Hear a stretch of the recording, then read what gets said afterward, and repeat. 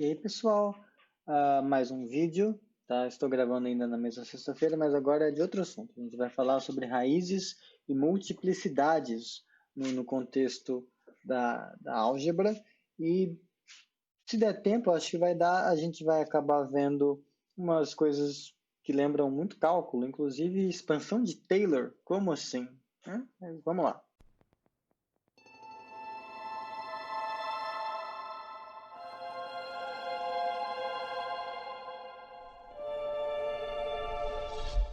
Então, começa recordando que quando a gente tem... Qual a definição de raiz, né? É interessante. A gente está falando de raiz. Multiplicidade, o que é raiz de um polinômio? Só para dar uma recordada. A raiz de um polinômio f num anel de polinômios ax, tá? Esse a aqui é um anel qualquer, não precisa... A gente está falando de corpo até agora, até no vídeo anterior, mas agora a gente volta um pouco, só nesse começo desse vídeo, a pensar em anéis quaisquer, rotativos de comunidade. Mas aí você pega um polinômio nesse anel de polinômios aqui, f, você diz que um elemento A é raiz desse polinômio, e quando você avalia o polinômio nesse elemento, dá zero. Ok? Explicitamente, se você tem se a expressão do seu polinômio é essa aqui, é um alfa 0 mais alfa 1x mais alfa nxn, então o que você vai ter é que quando você trocar as ocorrências de x por a, que é o que a gente denota por f de a, isso aqui, então esse negócio aqui, que é o que a gente chama de f de a, isso aqui vai ser zero. Tá? Então é a definição que a gente já sabe. Ocorre que, alternativamente, né, quando a gente lembra do algoritmo da divisão, polinômios, você pode dizer que um elemento A do anel é raiz do polinômio, se somente se esse polinômio aqui, x menos A, divide o polinômio f, o polinômio que você pegou. Tá? Isso aqui é bem simples, na verdade. Tá? Compensa até... Tá no texto feito mais de um lugar, na verdade, mas compensa recordar. Não dá por cima. Tô tentando diminuir esse negócio aqui, peraí. Agora foi. É que eu tô trabalhando em resolução 4K, e aí fica complicado. Não que o vídeo vocês vai ficar em resolução 4K, mas para fazer uns truquezinhos eu preciso gravar em 4K. Só para recordar aqui, se o A é a raiz do polinômio f, em geral, o que você faz? Você pega o f e divide por x menos a. Tá? Aqui ficou ruim de escrever. Pera, deixa eu escrever em outro lugar. Aqui, você pega, em geral, você pega o f e divide pelo polinômio x menos a. Você pode fazer isso porque o coeficiente líder do x menos a é 1. E essa é a única exigência que você tem essencialmente no algoritmo da divisão de polinômios. Que o coeficiente líder do cara que você vai usar para dividir é invertível no anel de coeficientes. Então, em particular, 1 é sempre invertível. Então, você sempre pode dividir por polinômio dessa forma. Então, vai ter únicos caras assim, um pzinho, e um outro polinômio R. Esses caras são únicos, onde esse R é zero, ou o grau do R é menor do que o grau do x menos a, mas o grau do x menos a é 1, então, grau é R. Então, em outras palavras, você consegue escrever isso aqui de modo que o R seja uma constante. Pode ser a constante nula, pode ser outra constante, porque de qualquer forma, ou ele vai ser um polinômio nulo, ou ele vai ser um polinômio não nulo de grau zero, ou seja, uma constante. Bom, isso você sempre pode fazer. Mas então, se o A é a raiz do F, então quando você quando você avaliar essa expressão no A, você vai ter F de A igual a menos A vezes P de A mais R. Mas esse R é o R é o resto, é a constante que é o resto da divisão. E sempre que você avaliar pelo A, você vai ter isso aqui. Então, spoiler, a f do A é o resto, sempre, da divisão do polinômio f por x menos a. Então, se o A é raiz, então f de A é zero. Então, o resto é zero e, portanto, o x menos a divide o f. Agora, se x menos a divide o f, então, quando você faz essa divisão, esse resto é zero. E aí, quando você avalia no A, vai ter que ser zero também. Então, o A vai ser raiz do f. Então, isso é bem uma consequência imediata do algoritmo da divisão. Tá? Mas isso, quando você olha a definição de ser raiz dessa forma, como sendo esse polinômio dividindo o f, que você ganha a possibilidade de se perguntar se colocou o f como o x menos a vezes um outro polinômio, e aí fica a pergunta, e se o a também fosse raiz do p? Você escreveu o f como sendo x menos a vezes p. Bom, se o a fosse raiz do p, p seria igual a x menos a pelo mesmo argumento, vezes um certo qzinho, né? Então, quando você substituísse isso aqui, você ia ficar com f igual a x menos a vezes p, só que p é x menos a vezes q, então ia ficar x menos a ao quadrado vezes q. Ah, mas e se o a também for raiz do q? E assim sucessivamente. Então, essa é a ideia da multiplicidade de uma raiz. Tá? É quando a raiz ela é, em certo sentido, repetida. Ela é uma raiz do polinômio, só que mais de uma vez. Tá? Formalmente, é isso aqui. Ó. A gente diz que um elemento A do anel...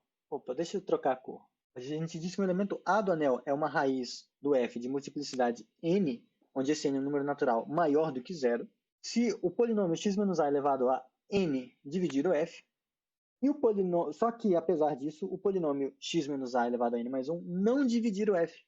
Tá? Então, de certa forma, a multiplicidade é o maior n, tá? Que o x menos a divide o polinômio. O x menos a elevado a esse n divide o polinômio. Tá? Então, um modo equivalente de expressar isso é o seguinte. Você pode pensar na definição de multiplicidade. É quase imediato, né? Você dizer que o A é uma raiz do f com multiplicidade n é a mesma coisa que você dizer que existe um polinômio h, tal que o f se escreve como sendo x menos a elevado a n vezes esse h, só que esse h sendo diferente de zero. Porque é bem automático. Se o a é a raiz de f com multiplicidade n, então isso aqui acontece. Então, se fosse o caso de que existe... Pera, me perdi. Achei. Tá. Como esse caso aqui acontece, x menos a divide f. Então, existe um h tal que o f se expressa dessa forma. Então, até essa parte aqui, a gente tem a garantia por conta desse negócio. Agora, o h de a tem que ser diferente de zero, porque se ele fosse igual a zero, o x menos a dividiria. E aí a gente ia chegar à conclusão de que o x menos a elevado a n mais 1 divide o f. Só que ele não divide. Então, essa parte aqui dá o restante da afirmação. Por outro lado, então, essa direção aqui foi. Por outro lado, se existe um h, então que isso acontece, então é porque o x menos a divide o f. Então, a gente chegou nessa parte. Então, essa primeira parte também corresponde a essa aqui. Agora, a gente tem que chegar à conclusão de que o polinômio x menos a elevado a n mais 1 não divide o f. Como que a gente pode fazer isso, né? Bom, se dividisse, essa seria talvez a parte menos óbvia da prova, se dividisse, então a gente teria o f igual a x menos a elevado a n mais 1, ao mesmo tempo em que a gente teria x menos a elevado a n vezes h sendo o mesmo f. Isso aqui, a gente pode passar deixar tudo de um lado só, igualar, deixando igual a zero, a gente obtém, e deixando x menos a em evidência, deixando x menos a elevado a n em evidência, a gente fica com isso aqui, ó. X menos a elevado a n vezes h menos x menos a vezes p é igual a zero. Mas vejam, isso aqui, esse n é maior do que zero. Então, isso aqui é um polinômio mônico. Um polinômio vai ser um polinômio cujo grau, o coeficiente do termo de maior grau aqui é 1.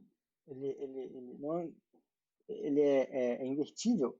Então, quando você avalia o grau dessa coisa aqui, se esse polinômio aqui fosse diferente de zero, se esse polinômio fosse diferente de zero, essa coisa teria um grau. Tá? Mas é um polinômio nulo. Tá?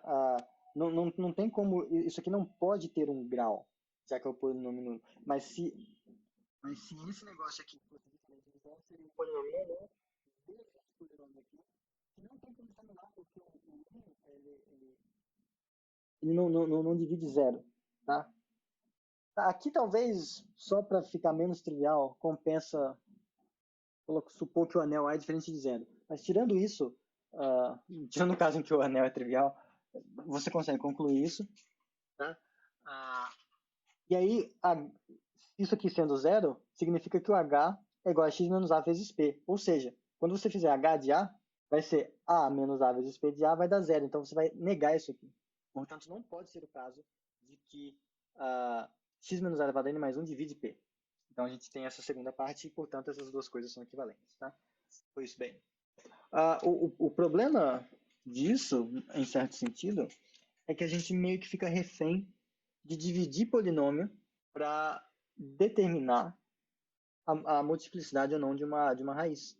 E você pode perguntar, mas por que eu quero saber multiplicidade de raiz? Por que isso me importa? Bom, eventualmente isso tem aplicações em problemas surpreendentemente aplicados.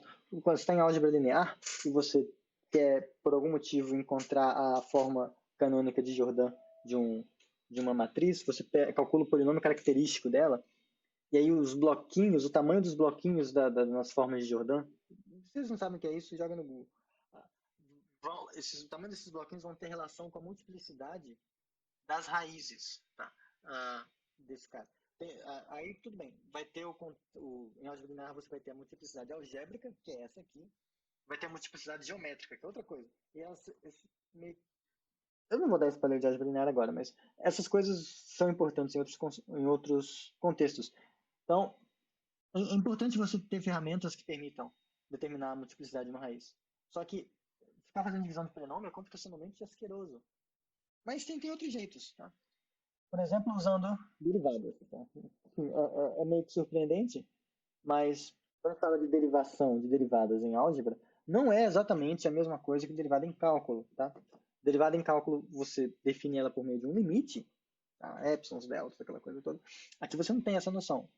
Mas a gente pode usar a expressão, a gente usa a expressão que se obtém das derivadas de funções polinomiais no cálculo para definir uma noção de derivada algébrica, que é simplesmente você pegar o polinômio, que é da forma αj, somatório de αj xj, então α0, α1 x1, α2 x quadrado, essas coisas assim, e você diz que a derivada desse negócio é o que você obtém aplicando a regra de tombar o expoente. Então, vai ser, se o polinômio era... Aqui deixa eu escrever isso aqui mais explícito, né? α0 mais α1x mais αnxn. O que você vai obter é o zero vai morrer. O que nessa expressão aqui está sintetizado como se fosse, eu tenho aqui x elevado a zero, aí você vai ter o zero tombando, então vai ser zero vezes... Aí isso aqui pode ser um problema para alguns. X elevado a menos 1. Não existe x elevado a menos 1 em anel de polinômios. Você não tem o inverso multiplicativo do x. Só que isso aqui é só um abuso de notação para ficar mais simples na hora de definir, tá? Porque a gente nem vai usar essa escala, ele vai multiplicar por zero, tá? Se você preferir, você pode esquecer essa notação aqui por um momento ou reescrever ela de modo que faça sentido, rearranjando os índices, tá? Mas na prática vai ser isso aqui. A constante desaparece, aí o termo que era α1x vira α1, o termo que estava α2x quadrado, ele vai aparecer acompanhando o x. Só que o expoente do x quadrado, ele cai aqui. Mesma coisa, para o 3 vai ficar a 3 α3x ao quadrado, etc., até chegar em n alfa n x elevado a n menos 1. Então, é a regra de tombar o expoente.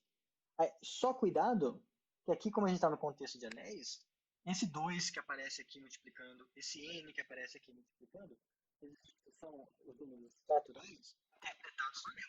Então, esse 2 é o 1 do anel mais o 1 do anel. Esse n é o 1 do anel mais o 1 do anel mais o 1 do anel n vezes. Tá? Então, você tem esse cuidado. E define-se assim. Tá? É a derivada.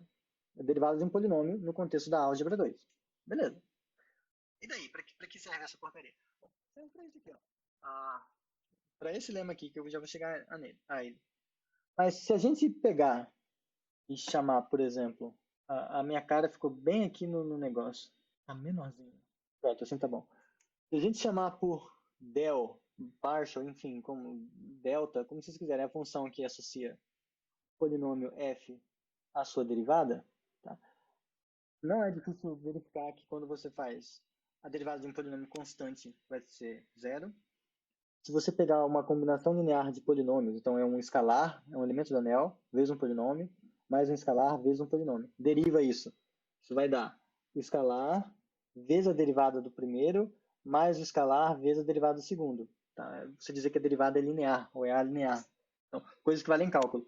E a regra de Leibniz, a regra do produto. Quando você faz a derivada do produto de dois polinômios, isso vai ser o primeiro polinômio vezes a derivada do segundo, mais a derivada do segundo vezes mais a derivada do primeiro vezes o segundo. Tá? É a regra de Leibniz, isso aqui.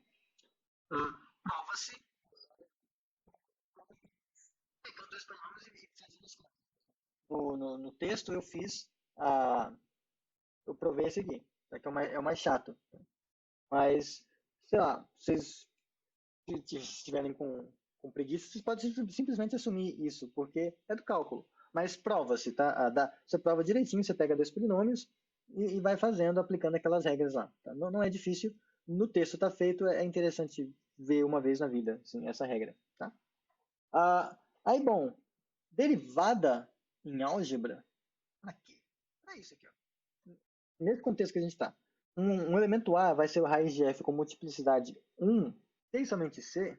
Quando você pegar f e avaliar em A, isso der zero. Isso aqui é você dizer que o A é raiz. Só que essa informação da multiplicidade 1, ela é codificada em você dizer que quando você avalia a derivada do polinômio na raiz, isso dá diferente de zero. Tá? A derivada consegue capturar essa informação. Tá? A ideia da prova é bem simples, na verdade. Porque, veja, se você tem... Suponha que você está com que o A é raiz de f com multiplicidade 1. Então, isso, a gente já sabe que isso significa que o f é igual a x menos a vezes um certo polinômio g. Tal que quando você faz g de a, isso aqui é diferente de zero. Isso foi a primeira coisa que a gente observou. Tá? Bom, deriva esse negócio. Quando a gente deriva isso aqui, ó, derivada desse negócio, bom, isso aqui é o produto dessas coisas. Então, você usa a regra de Leibniz para derivar. Então, derivada disso vai ser derivada, vou colocar assim, derivada do x menos a vezes g, mais o x menos a vezes g'. Ora, mas aqui, a derivada do x menos a vai ser, derivada do x vai tombar o expoente, vai cair 1 aqui, multiplicar pelo coeficiente que já tinha, que era 1, e vai ficar x elevado a zero, que é 1. Então, vai ficar só 1. Derivada da constante é zero. Então, isso aqui vai ficar o próprio g. E desse lado, vai ficar, repete. Faz o quê? X menos a vezes g'. Agora, quando a gente avaliar em a, que a gente quer concluir que quando a gente avalia a derivada no a, isso é diferente de zero. Agora a gente avalia, ó, f' de a tem que ser igual a g de a, avaliei aqui, mais a menos a, troquei a ocorrência do x, vezes g' de a. Não importa que porcaria seja g menos g' de a. Aqui a menos a é zero, então isso aqui morre. Então isso aqui fica g de a. Porque g de a é diferente de zero, por hipótese. E aí mostramos o que a gente queria. Por outro lado, se a tem multiplicidade maior do que 1, vamos fazer a recíproca pela contrapositiva.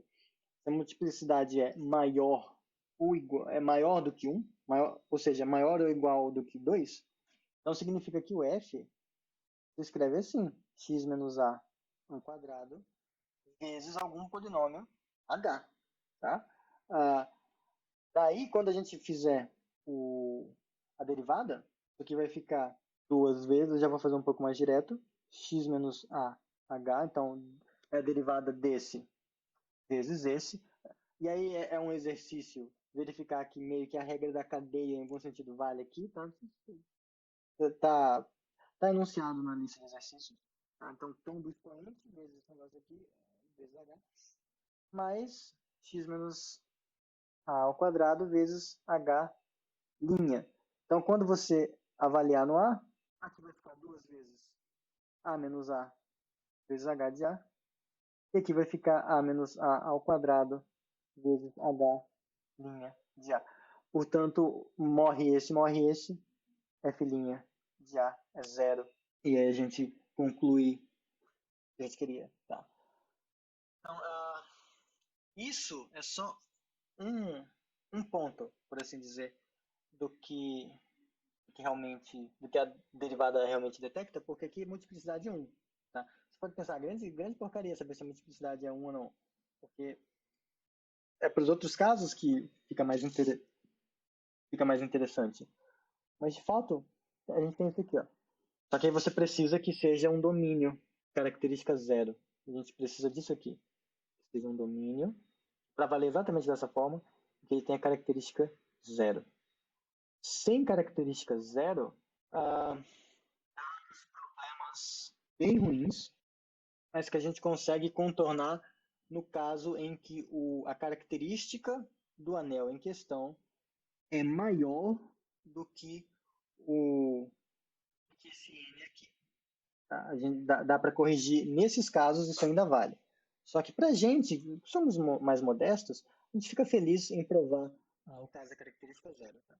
A demonstração, nesse outro caso que eu falei de característica positiva, é a mesma. Tá? E aí, quando a gente vê a demonstração da característica zero, a gente vê por que ela funciona quando a característica do domínio é maior do que esse N. Tá? E aí é até um exercício para vocês fazerem, tá na lista. Atualmente é o 2.31. Tá? Então, a prova é por indução em N. Então, como assim? A gente supõe, o lema anterior, ele essencialmente mostra que vale essa equivalência para N igual a 1. Tá? A nossa indução é nos naturais diferentes de zero.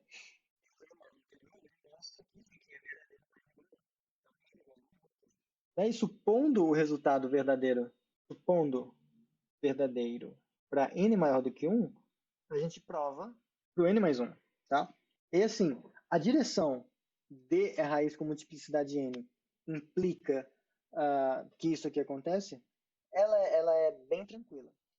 A volta, embora ela não seja a pior coisa do mundo, ela depende de você observar um truquezinho aqui. Tá? Os detalhes são todos feitos no texto. Tá? Eu só vou discutir aqui o que precisa para fazer funcionar. Tá? E aí, se depois tiverem dúvidas, a gente ataca isso na monitoria, alguma coisa assim.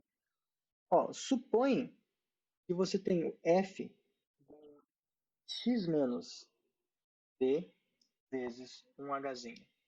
E aí deriva esse negócio. Quando você derivar isso aqui, você vai ficar com o h, que é a derivada do x menos d, que é 1 vezes o h, mais o x menos d vezes a derivada do h.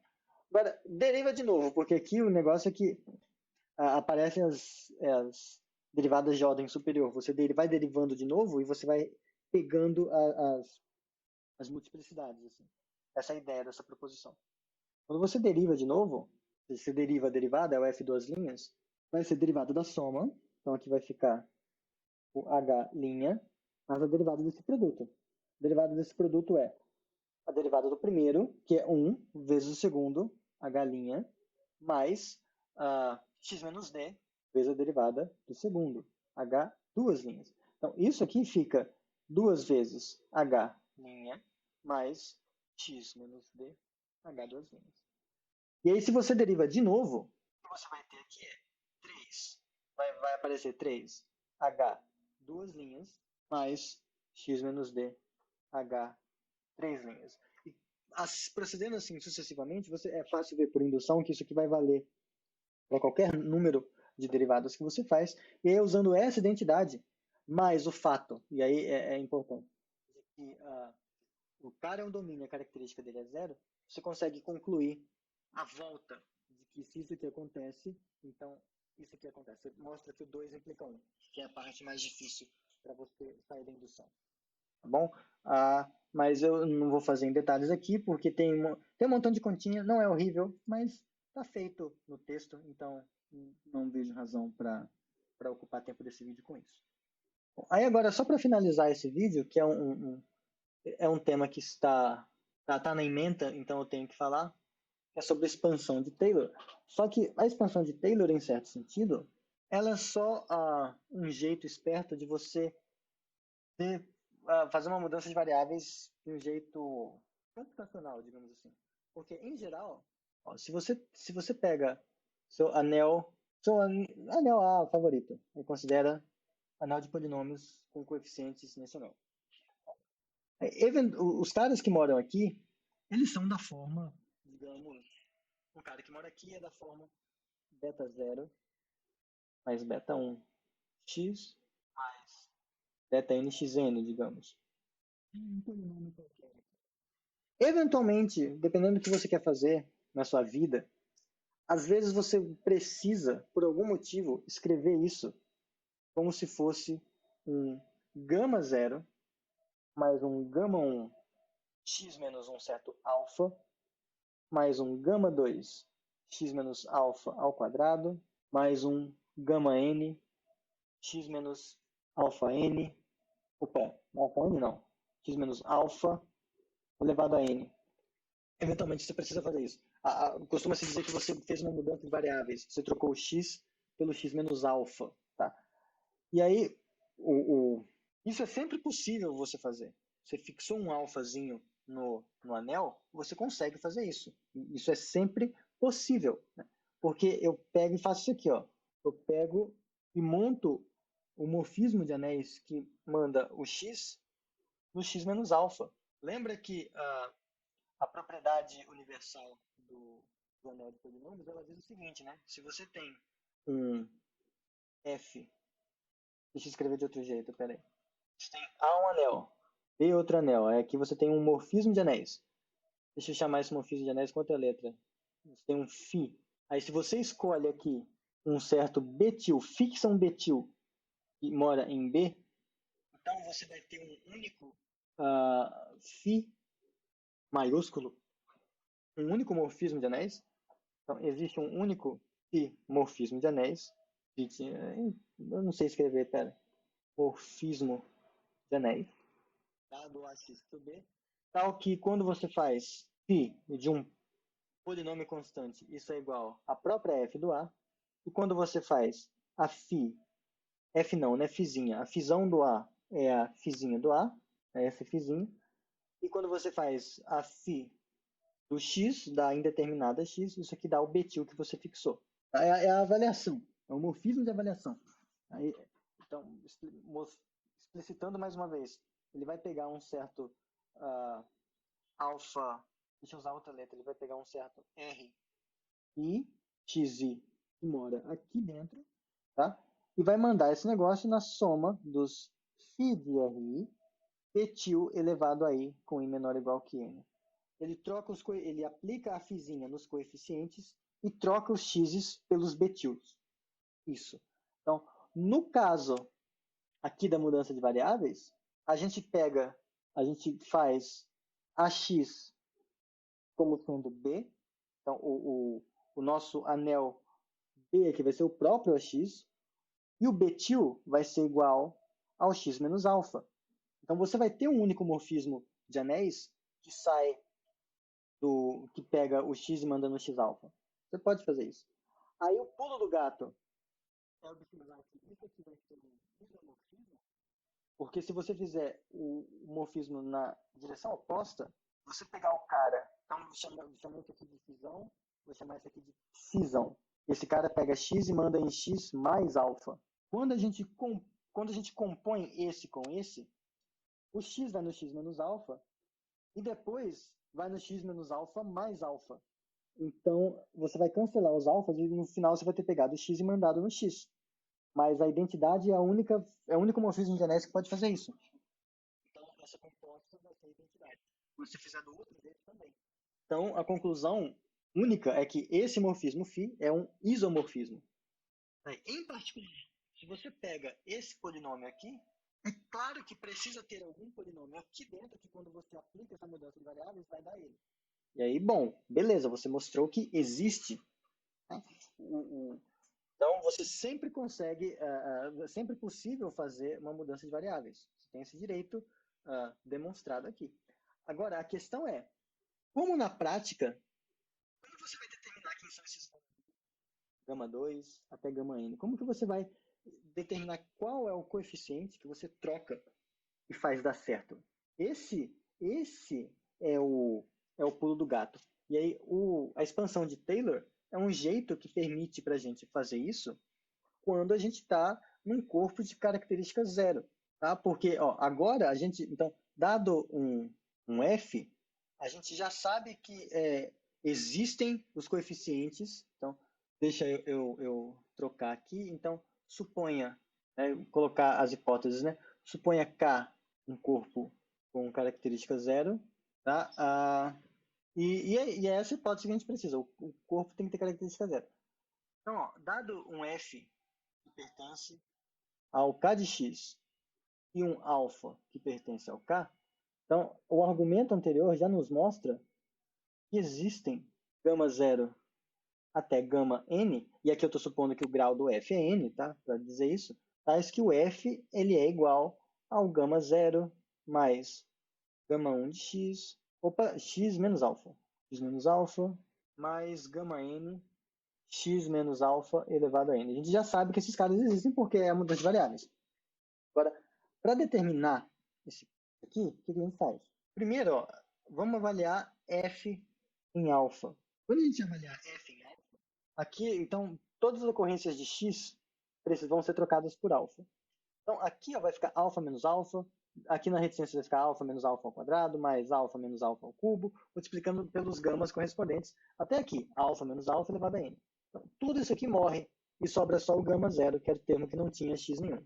Então, já sabemos quem é gama zero. Gama zero é f de alfa. Beleza, pelo menos um termo a gente sabe quem é. Agora, no próximo, antes de fazer a substituição, a gente deriva. Porque quando a gente derivar, vai ficar f', a constante morre, aí aqui vai ficar gama 1 vezes derivada disso aqui, mas a derivada disso aqui é 1, mais isso aqui vezes a derivada do gama 1, mas gama 1 é uma constante, então vai ficar zero, então vai ficar só gama 1 aqui. Depois, na segunda parte, deixar vocês pensarem um pouco no porquê, mas vai aparecer esse negócio aqui, ó, gama 2 vezes x menos alfa, tá? Porque, ó, não, eu vou fazer. Estaria assim, né, ó, x menos alfa ao quadrado. Então, quando você deriva isso aqui, vai ser a derivada da constante vezes x menos alfa ao quadrado, a derivada da constante é zero, então morre. Aí, mais a constante, gama 2, vezes a derivada de x menos alfa ao quadrado. Mas a derivada desse negócio é você tombar o expoente e multiplicar por x menos alfa elevado ao expoente menos 1. E aí, você chega nisso. Até chegar nesse negócio aqui. N vezes gama n vezes x menos alfa n elevado a n menos 1. Agora, quando a gente avaliar no alfa, de novo, aqui vai ficar o gama 1, e aqui vai morrer essa galera toda. Então, o gama 1 vai ser igual à derivada aplicada no alfa. Tá? Aí, bom, acho que vocês já pegaram a ideia de que se derivar de novo, quase, aí que vai entrar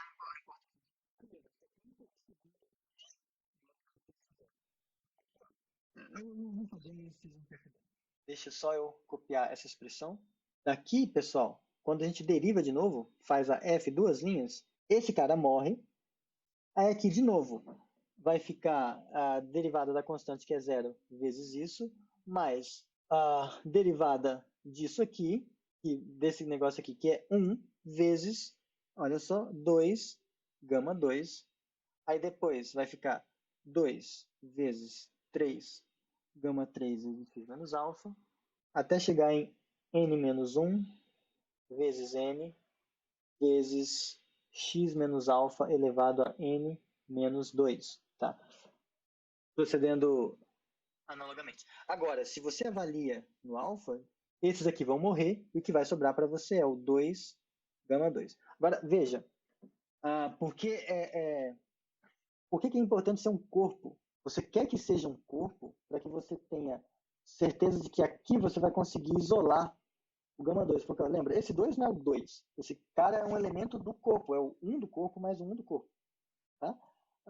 Aliás, por ele ter característica zero, você pode até pensar que ele é o próprio 2, não tem problema. Mas, enfim, por ser um corpo, você pode agora dividir por 2. Você pode multiplicar pelo inverso. Então, a segunda derivada do alfa, dividido por 2, vai ser o coeficiente gama 2. E aí você encontrou o coeficiente. Então, por isso é importante que seja um corpo. Por isso você quer que seja um corpo. Agora, a importância de ter característica zero é pelo fato de que aqui, ó, conforme a gente for fazendo essas coisas, descendo esses expoentes, se não tivesse característica zero, poderia ser o caso de que em algum momento esses produtos aqui dessem zero. E aí você não ia ter como concluir quem é o gama correspondente, tá? Mas, enfim, procedendo indutivamente dessa forma, você vai chegar que o gama J ele é igual a jésima derivada da f aplicada no alfa, dividido pelo j fatorial. Que vai ter esse j fatorial, já começou a ficar claro aqui, ó, n menos 1 vezes n. Porque quando você derivar de novo, vai ficar n menos 2 vezes n menos 1 vezes n. Então, até você chegar no n, aqui vai ter aparecido o n fatorial. Tá? E aí, por conta disso, a gente descobre que a expressão do f, aí você usa também a questão da unicidade dos coeficientes dos coeficientes na expressão de um polinômio, você vai ter isso aqui. O modo com que você expressa esse polinômio aqui, trocando, fazendo a mudança de variável do x para o x menos alfa, é essa expressão. E isso aqui é o que o pessoal costuma chamar de expansão de Taylor. Tá? Então, a expansão de Taylor nada mais é do que um jeito esperto de determinar os coeficientes da mudança de variáveis quando você está num corpo de característica zero. Você vai derivando e sendo esperto. Tá? Essencialmente é isso. Tá? Eu falei tá umas 200 mil vezes aqui já. E aí, assim, no texto tem um pouco mais de informação a respeito disso, mas eu vou deixar para vocês lerem isso aqui, tá? E é isso. Acho que já tá bom. Até mais, pessoal. Tchau, tchau.